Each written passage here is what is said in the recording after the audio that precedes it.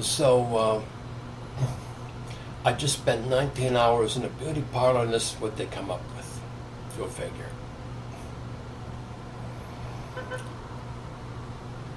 So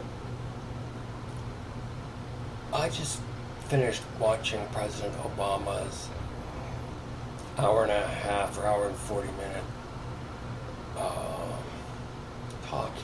town hall talk. And he gave to a group of persons in New England. I guess it was about a year ago, or a year and a half ago or so. Now, I just finished my Sunday Sabbath prayers, and for some reason I stumbled over to the computer. It's generally not something I do on Sundays, although I've made an exception periodically, but not often. Anyway, so I stumbled over here and wind up confronted with this hour and a half possibility, and I really wasn't in the mood for it, and I didn't, it wasn't something I'd planned on doing, or it was even inclined to pursue.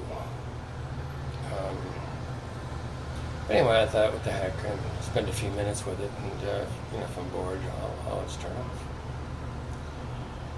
And what I noticed was a number of things. I'm going to share some of them with you. And one of the things I noticed, I found particularly worthy of note, was the people sitting behind the president. I spent most of my time taking a good look at the faces of the individuals there,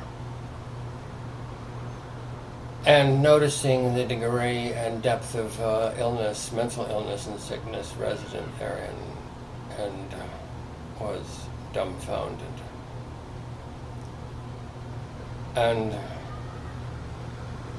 to see the president wheedle the laws of God to fit the laws of commerce. I mean, the forgiveness of debt, rather than at 20 years, is now at 10 in some circumstances, according to the president.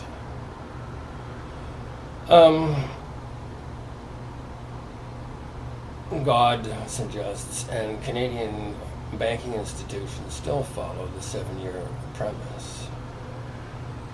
So I would hate to think that President Obama is, licking the testicles of 666. But, I'm hoping it's just something he didn't notice. But the other thing that I noticed was that there are certain things that are sacrosanct that are not available for budget cut consideration. One of those things being essential services like the police and the military, and there are a couple of other essential services. I don't think education was among them, or healthcare. Healthcare was sort of healthcare was a debatable thing. These things were not debatable. It was government, I think it was, military, police, and something else. And so all of these individuals are sitting there being led gracefully down the garden path of more for less from them, to help pay the staggering debt that every one of them has been sold into, basically, by their elder brothers and uncles. And now they want to sell them even further into slavery or debt. And it's a subtle, constant mantra that's been breathed into these beings for the last 30 or 40 years. Now, the thing is, Denmark doesn't have much of a military, not renowned for its military prowess.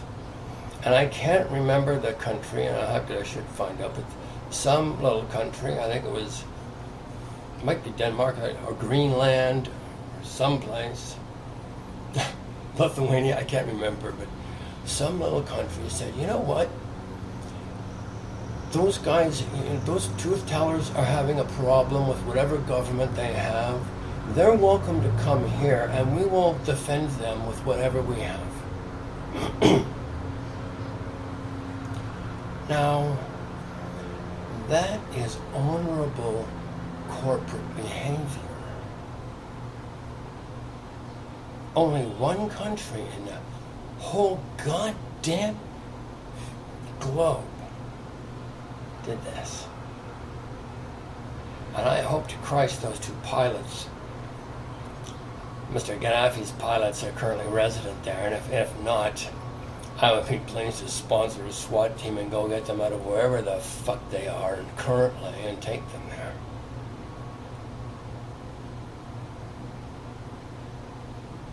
That kind of thing gets noticed in heaven. Big time. That kind of thing makes it a little more difficult for heaven to give up on this whole possibility altogether.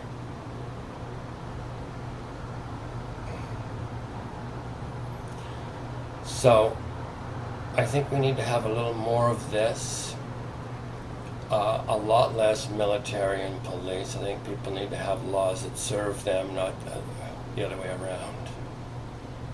And so you're going to have to find something to do for all these out-of-work soldiers and cops, basically, and government officials who really don't yield much benefit. See,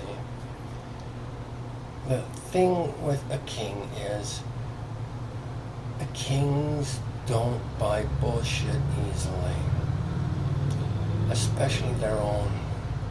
They know how much it costs, and they can't afford it, no matter how rich. Okay.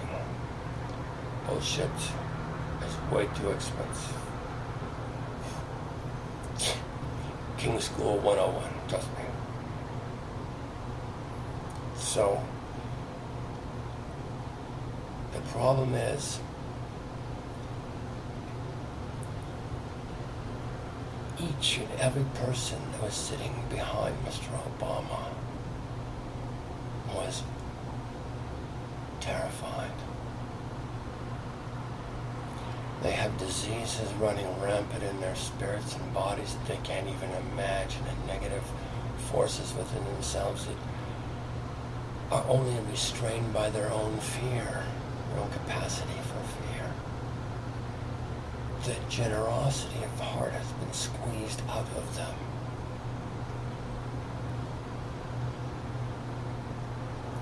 Everything has got to make financial sense.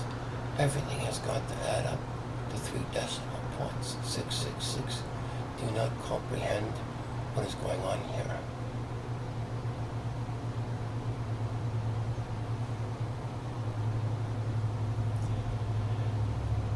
Homicidal, polymorphous, perverse, unguided. And this is where it leads. It's called hell. These people are so afraid of what assholes they've been that they cannot imagine even entertaining the idea of cutting military spending. And their military is going around the world making such complete assholes of themselves that they're ensuring a long-lived career for themselves, basically, is what they're doing. It's like jail guards, ensuring that we have a new breed of criminals to deal with every generation. Belligerent ignorance and colluded ignoring, called shunning, has never been a very profitable exercise. But it's all the creativity that petty kings have thus far come up with, because you see, the problem is they're so concerned about keeping their pettiness happening that they refuse the largesse afforded through Congress with subtle issue. Remember metaphysical law. The subtle penetrates the gross, never the other way around. Never. And there's no exceptions that I've ever found to this either. You want peace? You want peace in this world?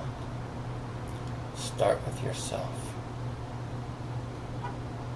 I suggest today, or yesterday preferably,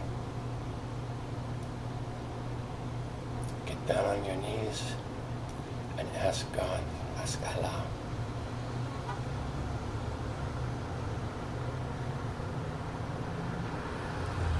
for the gift of cognition of the subtle.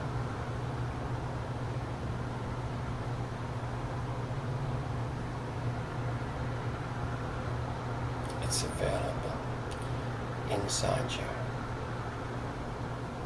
What will keep you from it is maintaining any deformity of being that you're currently trying to enjoy. Any lie that you're currently supporting, any belligerence that you're entertaining or exercising, any malignancy, any venomous pursuit, any craven heart that you're bringing to any conditions or circumstance will keep you from the borders of subtle cognition. It will keep you gross. It will keep you wormfoot. The fact that a single vertical human being chooses for wormfoot today, a single solitary individual does that, is not a good reflection on the king.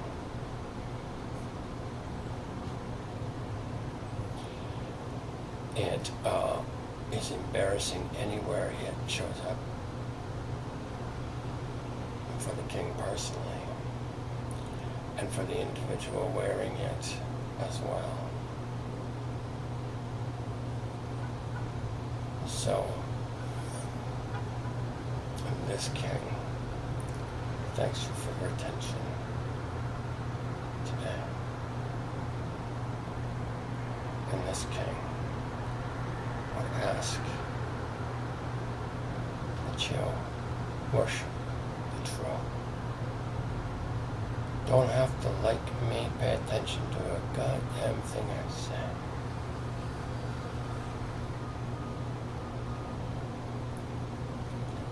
Get down on your knees and say,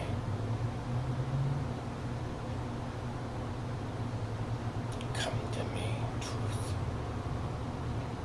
Please. If you can do that, you can begin to experience some mental health. The deal is, you need to conduct yourself consistent with the truth that's revealed to you. Failure to do that is something you don't want to entertain for longer than a second. Anyway. But you don't need to listen to me. I didn't pay you to sit here. And you didn't pay me to speak to you either. Or speak with you. But understand this.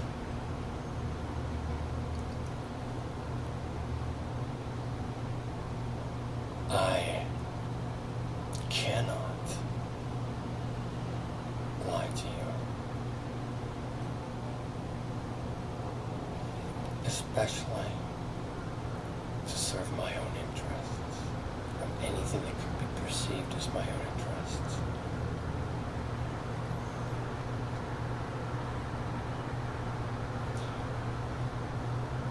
And if I do, and it has happened, it's incumbent upon me to immediately, at the absolute first opportunity, acknowledge that to the party that I spoke the lie to, and seek forgiveness. Whether it's extended or not, I've done my job, my part, and so my heart remains pure. Mental health is maintaining a pure heart. And I guess the easiest explanation I can give you that I've heard of a purified heart, I got from a lawyer. A good friend of mine, John.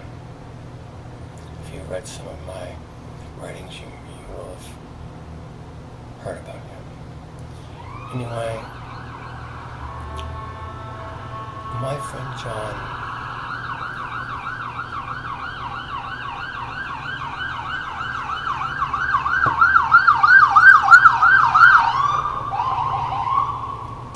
never moved close to a hospital. Anyway, my friend John, beyond saying stay away from lawyers, said mental health for me is looking in the mirror deeply into my own eye and being able to say,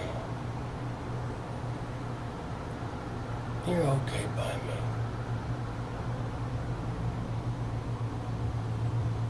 Without having to take a lot of time to do it. And that doesn't come from practice, bullshitting myself practice. This comes from the worship of the true. The worship of the true will release you from your perversions. And if you get some benefit from that, you might then entertain the idea of going on to worship God. But you are a human being. And right now you're worshiping something, and you may not have the strength of discernment to understand what it is, or to see how it's benefiting you, or costing you, as the case may be. So,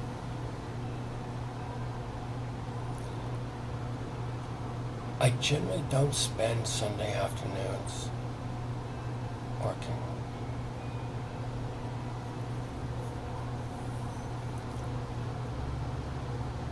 But if I didn't say this to you, if I did something else instead,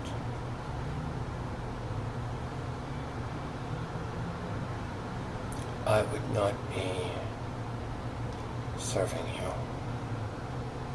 I would not be able to call myself your king. Anyway, thanks.